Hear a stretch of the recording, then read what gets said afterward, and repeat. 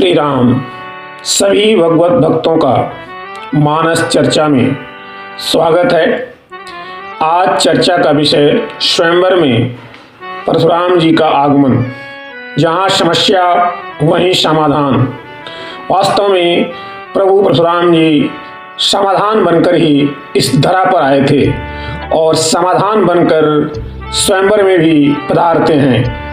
गोस्वामी जी लिखते हैं, तेहि अवसर सुनि शिव धनु भंगा, आयौ भृगुकुल कमल पतंगा।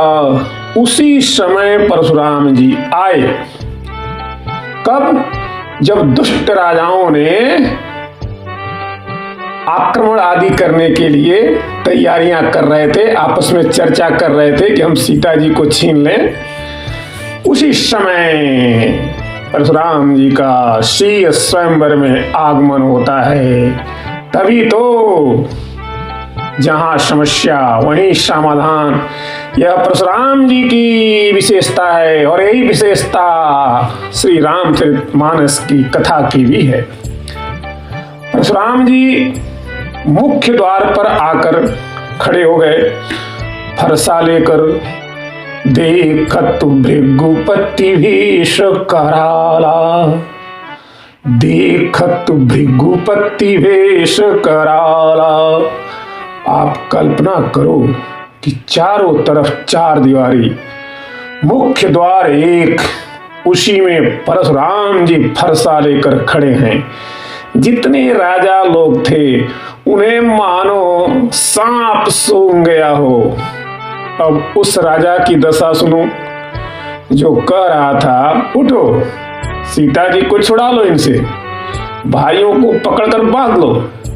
उसने जो सामने देखा कि भगवान परशुराम जी सामने खड़े हैं, उसकी यह दशा कि हाथ ऊपर से नीचे नहीं आ सकता, मुंह खुला का खुला रह गया, आंखें बंद ना हो।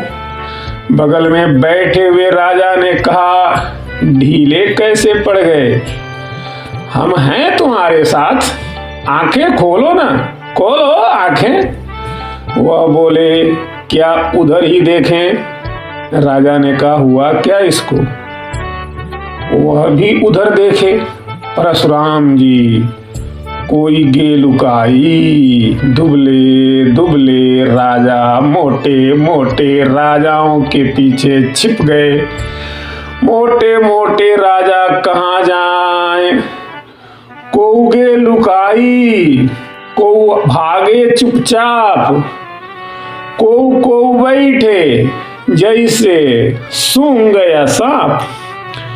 को गे लुकाई, को भागे चुपचाप, को बैठे जैसे सूंघ गया सांप। अरे बाप रे बाप! भृगुपति बिलोक सब भूप उठे कांप, भृगुपति बिलोक सब भूप उठे कांप। अरे बाप रे बाप! एक बोला कि भगवान परशुराम, दूसरा बोला क्रोध में है, तीसरा बोला प्रणाम करो चलो, चौथा बोला प्रणाम करने जाए कौन? पहले देवता शुरू में प्रणाम करने परशुराम जी के सामने जाए कौन? जो प्रणाम करने जाएगा सिर झुकाएगा, नीचे ही रहेगा। किसी ने कहा, प्रणाम करोगे तो और जल्दी मरोगे। जो जहां था वहीं से पितु समेत लय निज निज नामू, पितु समेत लय निज निज नामू, लगे करन सब दंड प्रणामू। सब दंड प्रणाम कर रहे हैं। परशुराम जी जिसकी ओर गौर से देखते हैं, इनको पहले भी कहीं देखा है, वही समझता था कि बस अब हमारी आयु के दिन पूरे हो गए।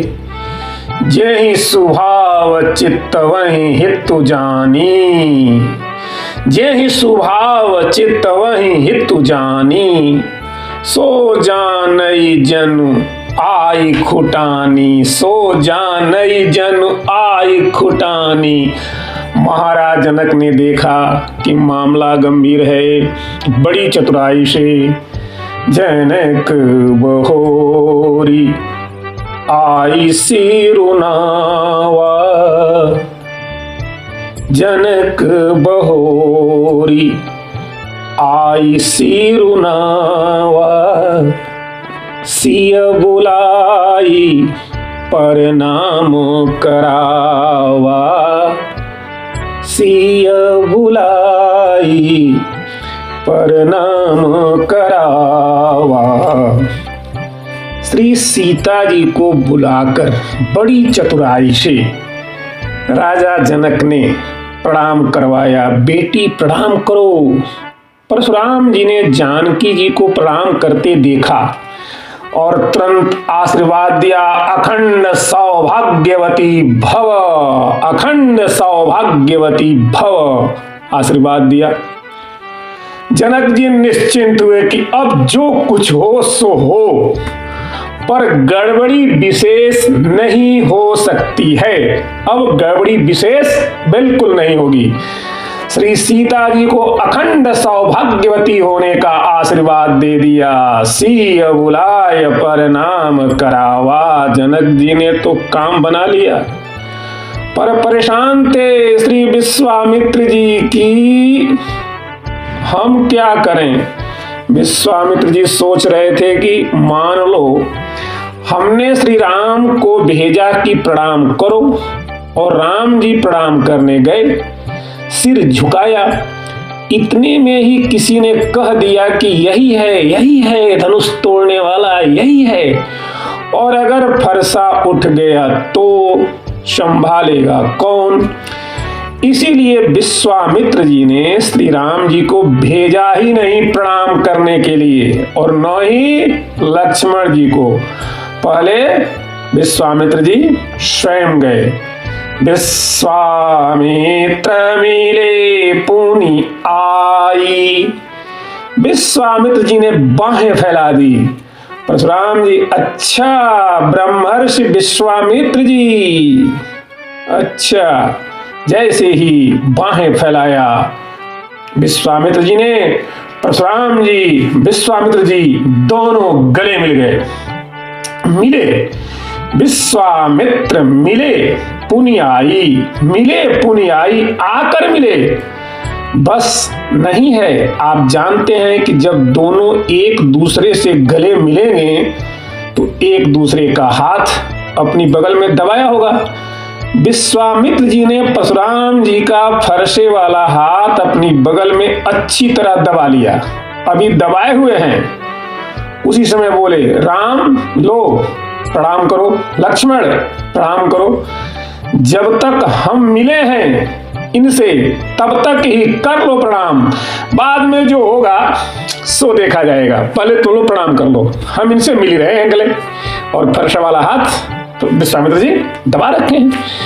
विश्वामित्र मिले पुनि आई, पद सरोज मेले दो भाई। कितना सुंदर गोस्वामी जी ने चित्रण किया है। वाह वाह वाह बाबा गोस्वामी जी। विश्वामित्र मिले पुनि आई, पद सरोज मेले दो भाई। और जैसे ही परशुराम जी ने श्री राम को देखा, राम ही चितई रहे थकी लोचन, राम ही चितई रहे थकी लोचन।